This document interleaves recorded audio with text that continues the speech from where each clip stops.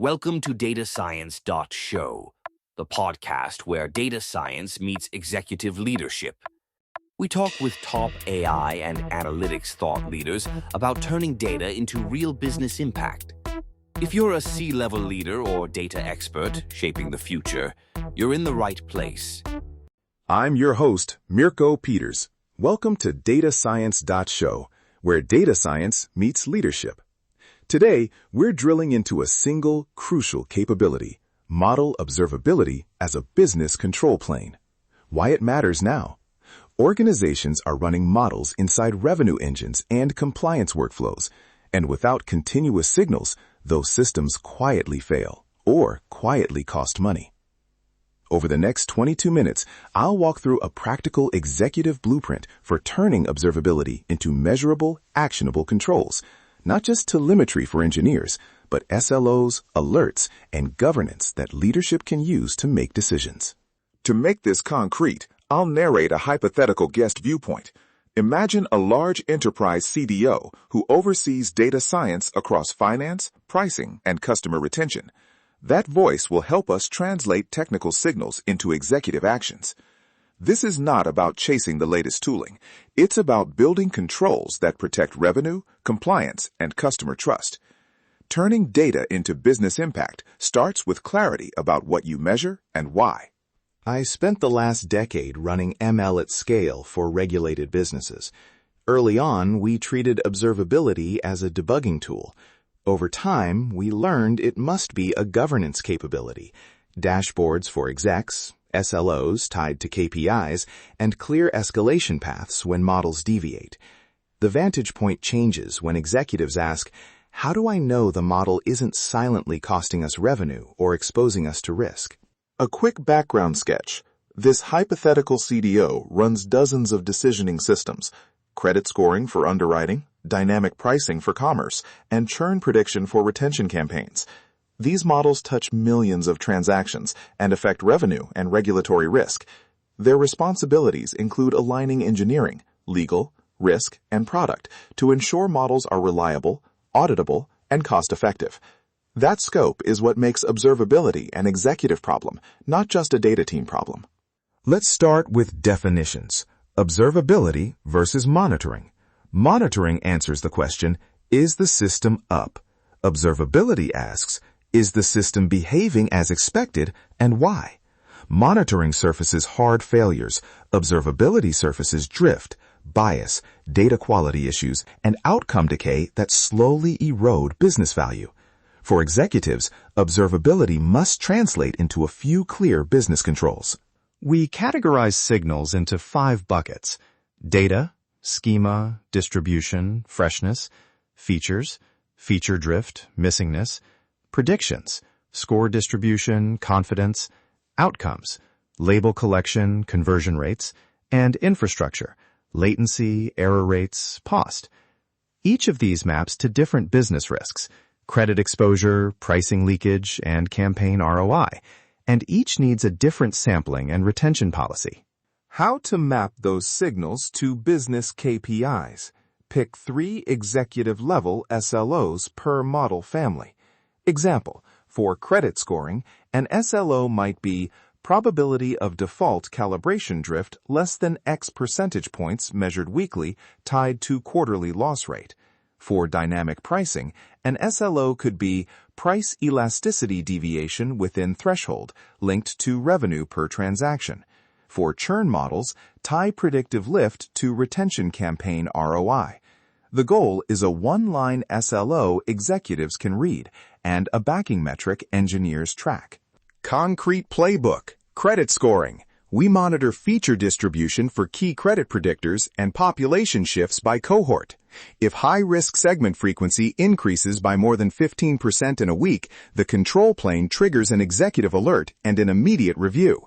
Outcome monitoring compares predicted default rates to actuals on a rolling 90-day window. If drift exceeds the SLO, underwriting policy is suspended until investigation completes. This prevented a multi-million-dollar exposure in one rollout by catching a data pipeline change that altered income parsing.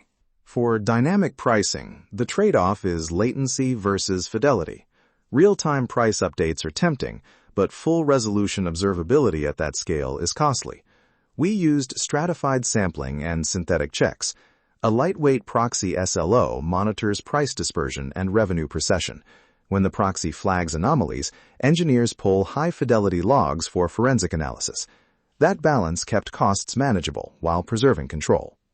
Trade-offs you should expect: fidelity versus cost, alert sensitivity versus noise, and coverage versus privacy and compliance. Practical mitigations: sample aggressively, but retain high-fidelity data for short windows. Use rolling aggregates for exec dashboards, and retain fine-grained traces behind access controls for investigations. And budget for observability as a shared service, with clear cost allocation across product lines.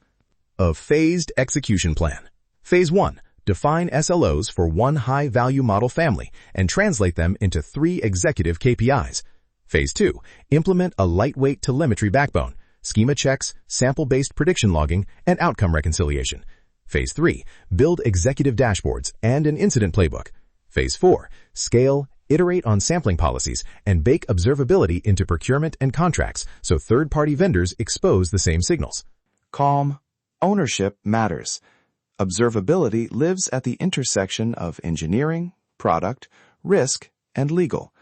Practically, we assign primary ownership to the model product team, with service-level responsibilities to an observability guild that sets standards, sampling policies, and tooling. Escalation flows from model owner to head of ML to CDO, with executive alerts reserved for SLO breaches that materially affect revenue, compliance, or customer trust. Budgeting and cost allocation. Observability is not optional overhead. Charge it as a platform cost, then show ROI by reporting prevented incidents, caught regressions, and cost savings from targeted sampling. Executive dashboards should surface business impact, estimated dollars at risk, not raw telemetry. That's how observability moves from engineering annoyance to executive control. Designing executive-friendly alerts and dashboards. Keep it to 3 tiers: informational, actionable, and executive. Informational alerts feed engineers. Actionable alerts require product or risk triage. Executive alerts should only trigger when the SLO tied to a KPI crosses a defined threshold with estimated impact. Use simple visuals: trend, deviation, estimated dollar impact, and next recommended action. Executives should be able to read a dashboard and decide: pause, invest, or accept risk. Curious, regulatory readiness is increasingly central. Audits want to know how you detect drift, who is accountable, and what actions were taken. Observability systems must record decisions, timestamps, and owners.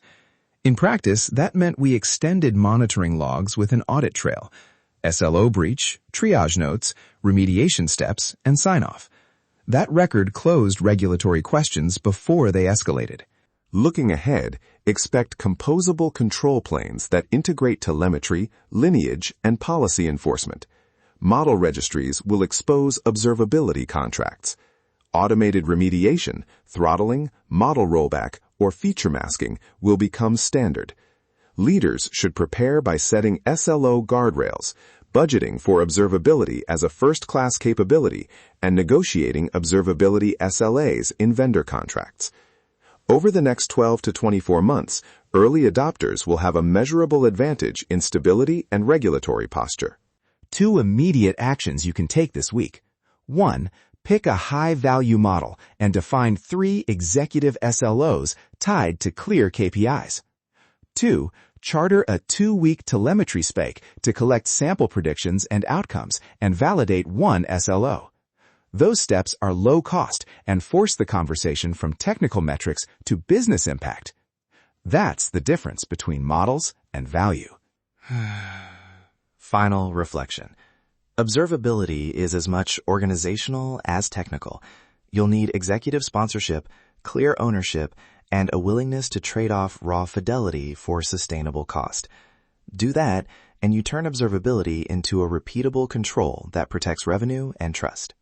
If you found this episode valuable, subscribe and share it with your network. And let's connect on LinkedIn. I'm Mirko Peters.